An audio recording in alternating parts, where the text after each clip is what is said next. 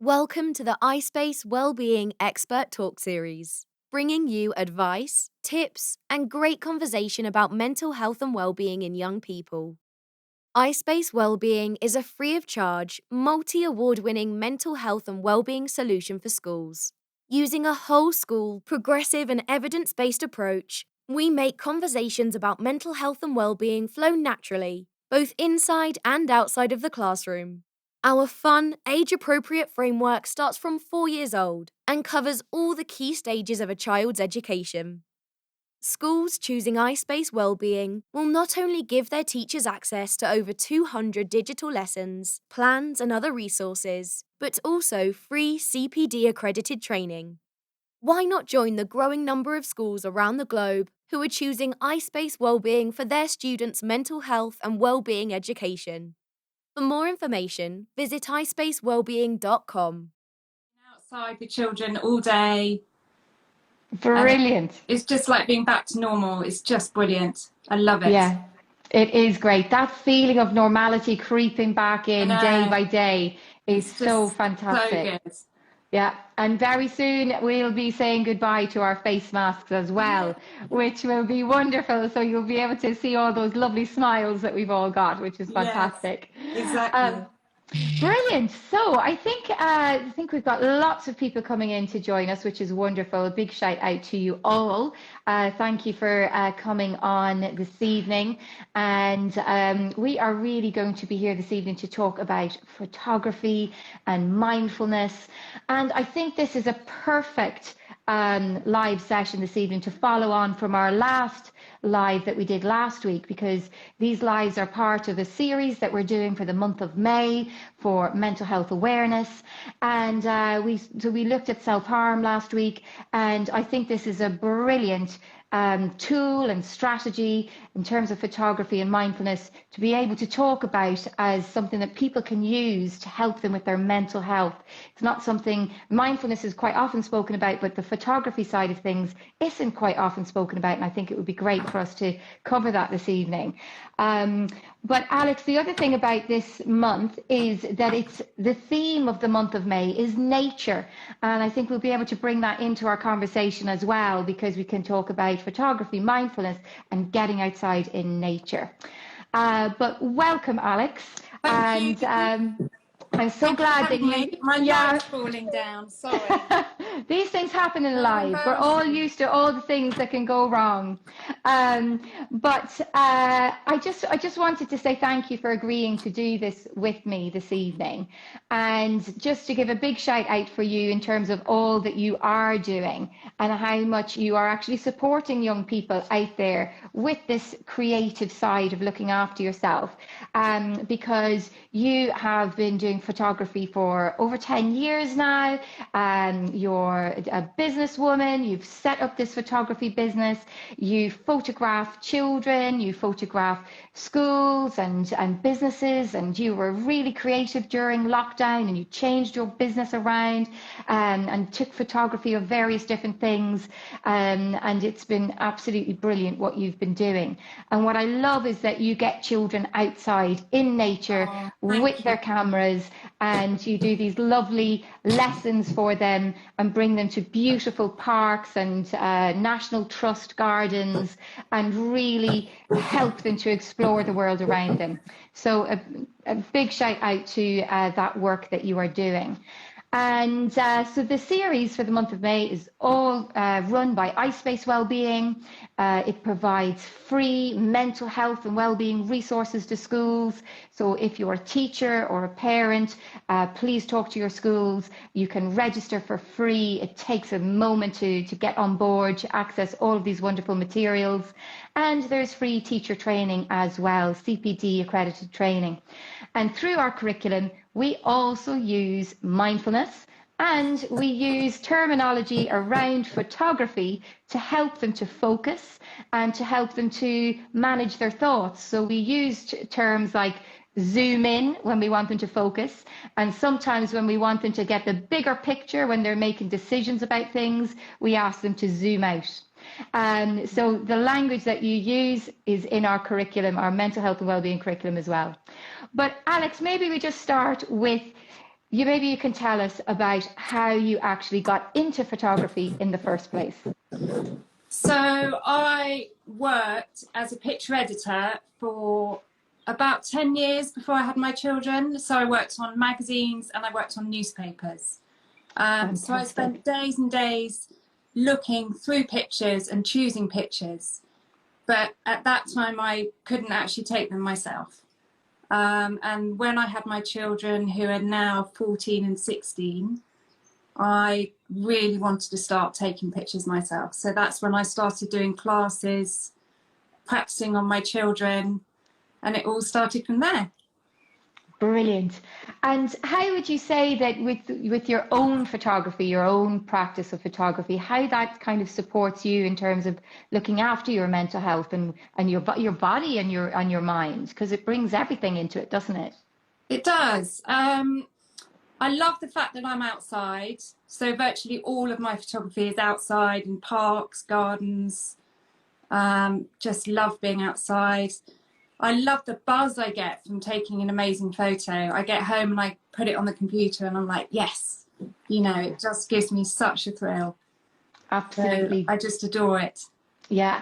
And so mindfulness, Alex, when we talk about mindfulness, just for people who are listening and who maybe don't know an awful lot about mindfulness practice, but it is about training our attention, being able to focus on things, being able to zoom in and to kind of be an observer of our thoughts, to be able to connect with our senses. And it really has this ability to lower our cortisol levels, our stress levels, and it just helps us to also create a sense of calm within our bodies and within our minds. It helps us not to be judgmental of our thoughts and to just, you know, calmly watch them passing by. But when we do photography, it really helps us to connect with our senses, and it really helps us to focus our mind as well and to really notice our noticing. So how can you describe it when you're doing photography, how that mindfulness practice can come into that? I think it's the fact that when you're taking a picture, you really have to concentrate on what's in the frame, and almost everything around you doesn't matter. It's waiting for that moment, or waiting for the light, or directing someone.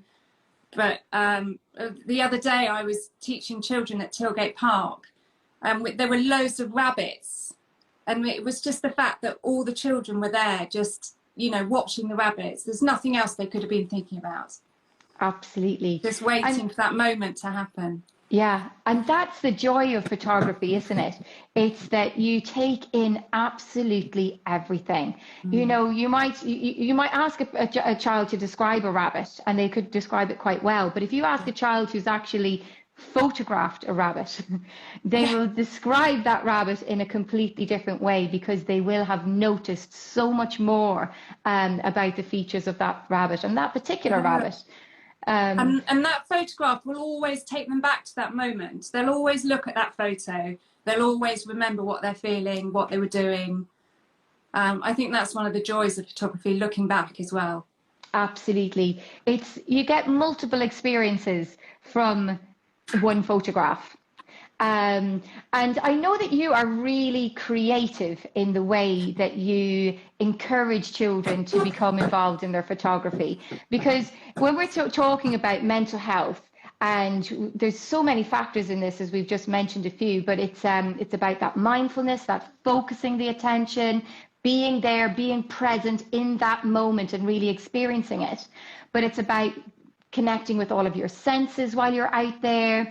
It's getting outside in nature, and it's bringing in the exercise as well. So can you describe for everybody listening, when you've got the children out there, how they actually bring in all of those things into this photography session that you might do with them?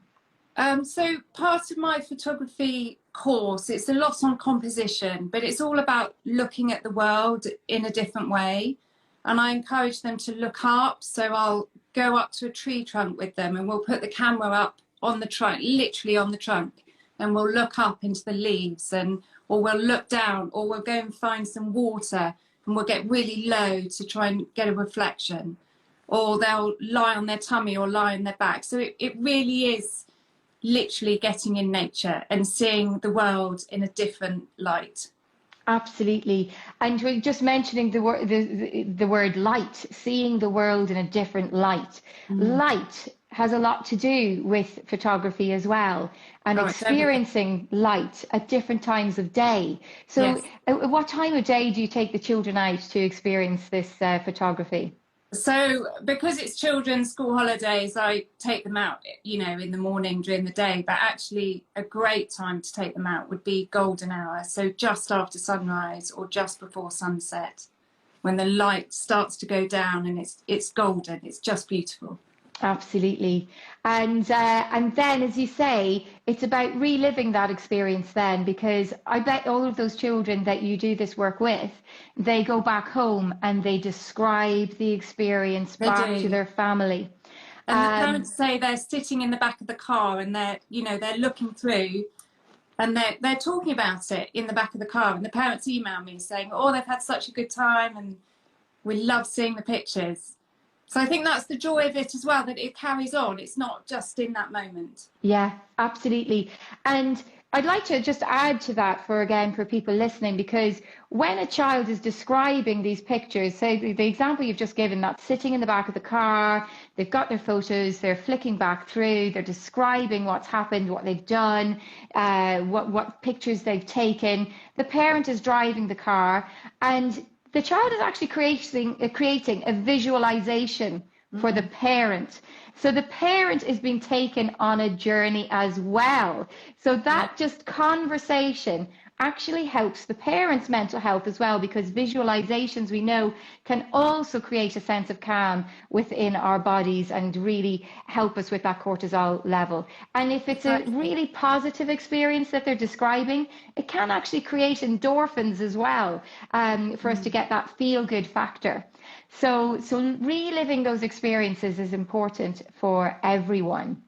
And I guess because I love photography, and I encourage my daughter to take lots of photographs as well. Oh, I love her pictures.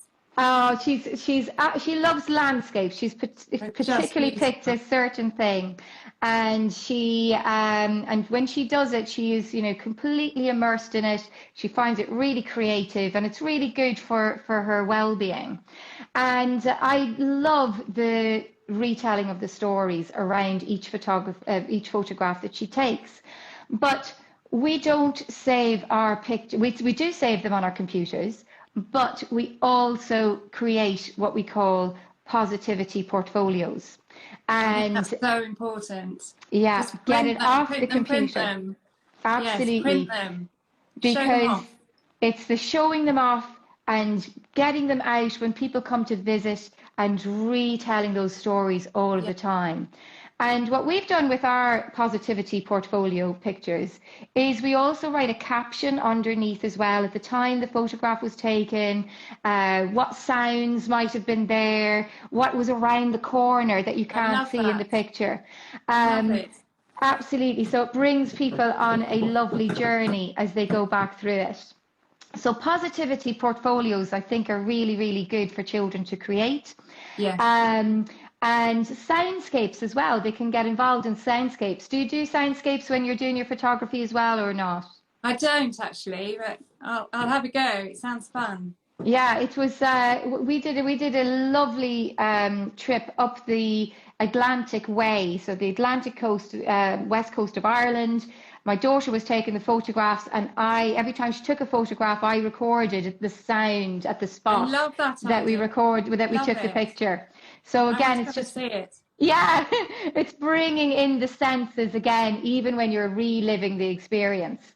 And if we bring in positive psychology into photography, positive psychology is all about taking opportunities to create positive moments in your life.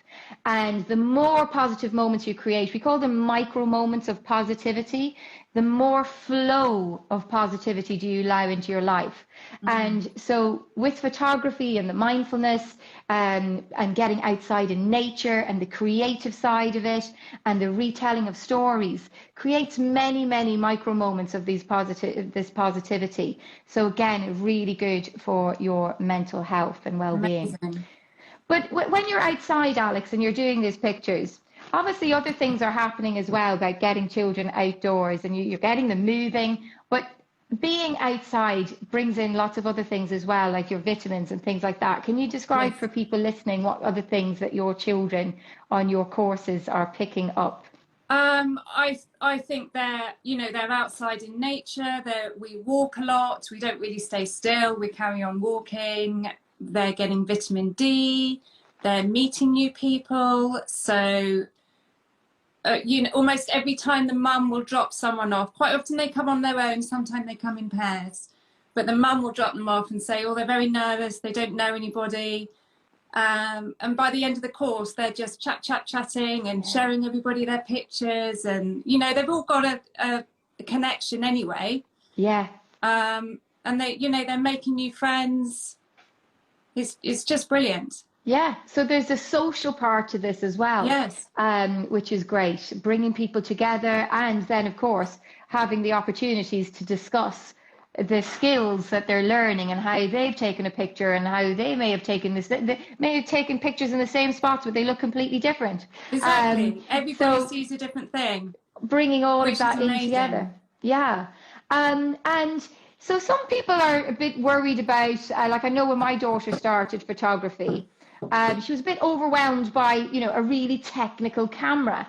It was auto photos, portrait photos, all of this landscape, portrait, and lots of gadgets and things around on this particular camera, and lenses and zooms and all of that. And sometimes it can feel a bit overwhelming and prevent people from getting started. So what kind of tips could you give people to help them get over that kind of starting nerves, helping them to step out of their comfort zone into the growth zone and try something new? So my photography courses are mostly on composition, especially the children's ones. So I actually do courses for children with phones or iPads. So it's literally about holding the phone and pressing the button. There's nothing technical. So it's all about framing your picture and really considering what you're taking more than playing with the actual settings. Yeah. And I think it means they can go on a family walk. A lot of the teenagers have got a phone or they've got an iPod, and they can, just snap away. It's not about being technical. There's so much you can do before you get technical. Yeah. And like when children are, so the camera is kind of the first thing that they start to think, well, how am I going to do this? Do I need this camera, that camera? Not be letting them know that they don't have to be technical to be able to take really great photos, and it can be as simple as using it on their phone. What about when we're trying to encourage young people to get involved in photography, and maybe zooming in on a particular type of photography? What kind of photography can they get into? So lots of children that come in my courses love nature. Yeah. So they love the plants, they love the birds. I'm just amazed at they know all the names of all the birds. But you can do anything. My son loves trains. We go to the Bluebell Railway. Just direct it through their interest. Every child is interested in something. Let them take photos of what they're interested in. Absolutely. And I also think another way of encouraging young people to get involved in things is to, as you said, like join a club, join a photography club, somewhere where you can share your photographs, maybe submit them to a local newspaper as well. There's lots of competitions that they can get involved in if they want to get involved in that. but perhaps for schools, for teachers that are listening, Yes. you know, the importance of bringing photography lessons or just photography extracurricular activities into your school, and celebrating those photographs that those young people Yes. might be taking. So it might be a really good thing to start considering bringing into your school. It doesn't matter where you are. You can be in the No, it countryside, you could be in the doesn't. city, taking photographs of buildings. And I love the way you mentioned trains. You can get wonderful photographs of movement Oh, as you can get well. amazing photos. Yeah. And what about black and white and color and things like that? Do you explore that with the young people that you teach? Not so much on the course, because the course is just about taking pictures on the day, so we don't do processing. Yeah. But in my photography, I do quite a lot of black and white. Yeah. And do you just teach children or do you teach adults as well? I've just started teaching adults. I spent the afternoon with a lovely adult yesterday who was a guinea pig for me. But I am going to start doing adult courses. Fantastic. I just love it, and I love those light bulb moments. It's just Absolutely. brilliant. And it's, you know, starting a new hobby is also very good for our mental health. You know, trying new things, Oh, it's getting amazing. engaged in something, and having a routine that, you know, at the weekend you pick up your camera and off you go, Yes. and really getting involved in that. And I And think, so many people, sorry to interrupt, so many people have got cameras at home and they don't know how to use it. yes. I get Yeah. emails all the time. Oh, I've got a lovely camera and I don't know how to use it. So Absolutely. And so when you've got a phone in your pocket as well, just remembering to take it out and capture those moments, but don't leave it on the phone then. Don't leave it on the No, computer. print Get it it and show off, people, print it show out. people. Yeah, absolutely. And so I think I was just really interested in whether you taught adults or not, because I think it's really good for certainly for teenagers to be encouraged to get outside, because there's a purpose. You're going to look and take these lovely photographs. But if your parent is interested in what you're doing as well, and they have an interest in doing it too, it is something you can really enjoy doing together. And we know that our teenagers, you know, sometimes it's hard to get them to engage in a conversation. But if you get up and get moving, it's hard to find something you're both interested in. yeah, it is hard to find things that you're both interested in. But if you can get up, get out, get moving, and enjoy something together, then photography is a great way to do it. And then you can, you know, look at your photographs, create your albums together, and it's a really good time to get talking as well. Exactly. Certainly where I am, and I don't know whether you get this, Alex, but in the mornings, there's these beautiful cobwebs on like the bracken around the Ashdown Forest where we are. And beautiful. If there's dew in the morning, it's got all the water on them as well. Yes. So I think the trick with that is to get the light coming in behind it, and it just lights it all up. It's just beautiful. Perfect, because I was going to ask you, what is the best tip to get the best photos? So go out early in the morning and get the light coming behind it. Perfect. And it'll just be sparkling. Yeah. And then what kind of tips, have you any tips that you'd like to just give our parents out there that perhaps could give them that little bit of encouragement to get them out there with their young people to take some of these photographs? Like, I know you mentioned golden hour. I've had a lot of my family back home in Ireland have been catching golden hour. They've been catching it in the mornings on the beach and sending me lovely pictures. And it's usually, you know, I've woken up 2 hours after they've already been out, and I'm thinking, oh, I need to get that. Missed it again. I need to do it too. So how would they check out golden hour so that maybe they could do something exciting? There's actually an app called I think it's called the Golden Hour app. It's a little circle, little orange circle, and it will tell you what time the sunset is setting or rising, and therefore what time golden hour is. But it's just before, so you need to go out an hour after sunrise, or an hour before sunset. Or an hour before sunset.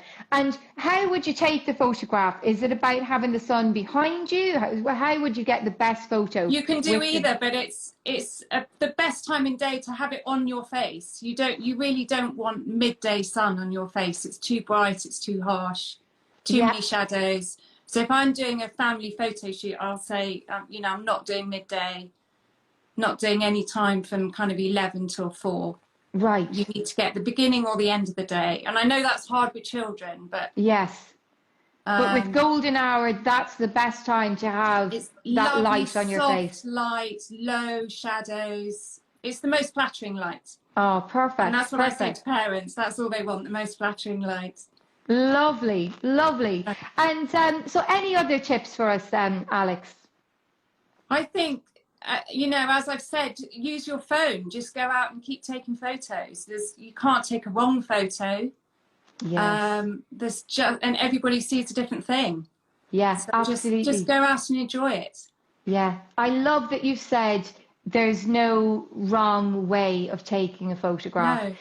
Because a lot of the children that I work with are quite often worried about doing something wrong.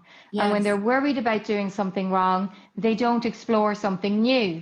Exactly. And so I that's a really important thing, is to remind people that there is no wrong way of taking a photograph. There's not. Every photograph is beautiful and every photograph has a story.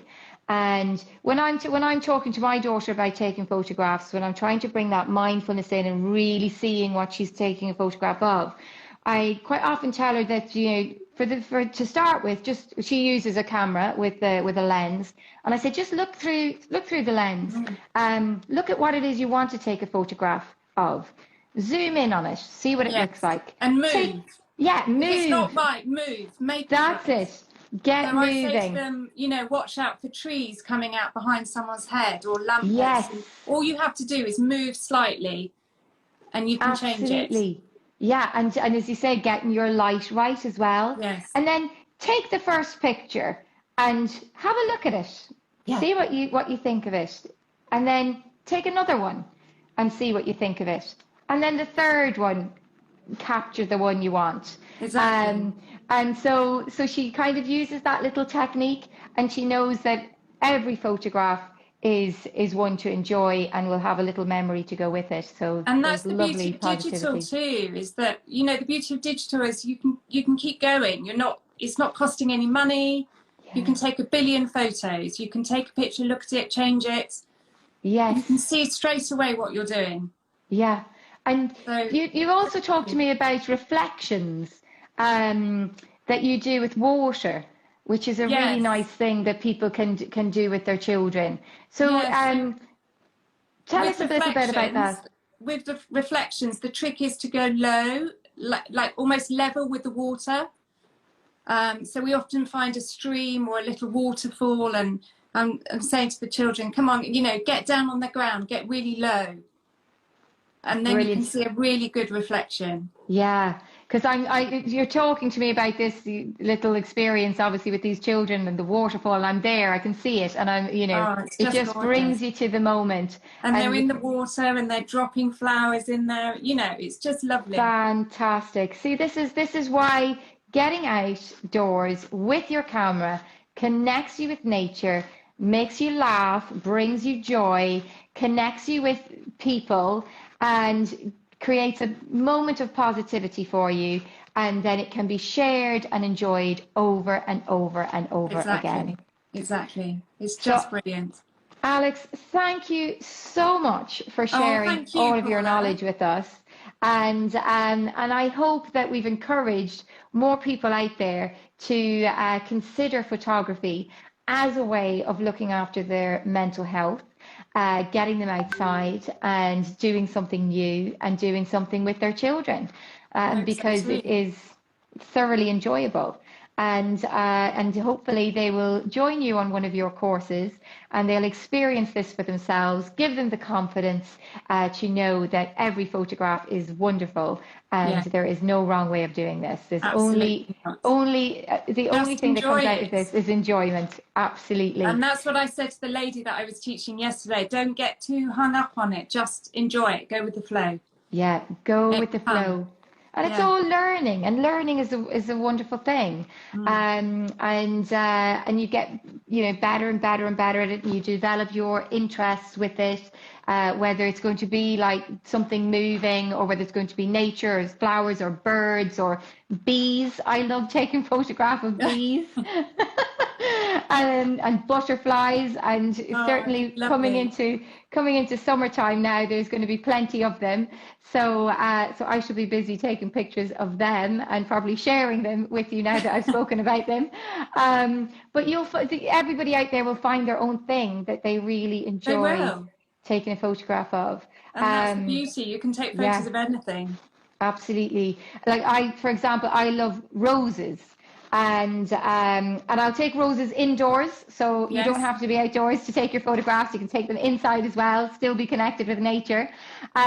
But I have roses in my garden, and I will take a photograph of them now that there's nothing there. They're just little stumps, and I'll take photographs of them as they grow. Growing like your And children. yeah, exactly, just like your children.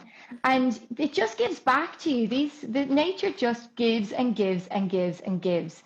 And if you can capture it on your cameras and in your photographs, it's just there to be enjoyed. Yeah. And so hopefully everybody is going to be now thinking about getting out there in the sunshine tomorrow or at the Oh, weekend, gorgeous.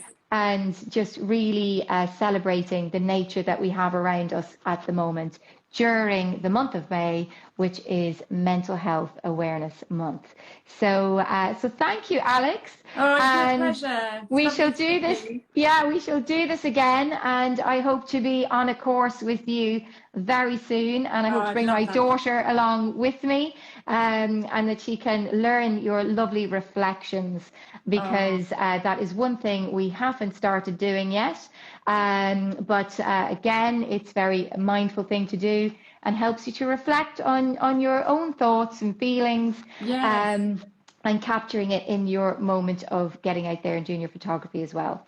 So I hope you have a lovely evening, and Thank thank you to you. everybody who Lovely to joined us, speak to you. and lovely to speak to you too, Alex. Take care, Take and I'll care. see you very Bye. soon. Bye. Bye.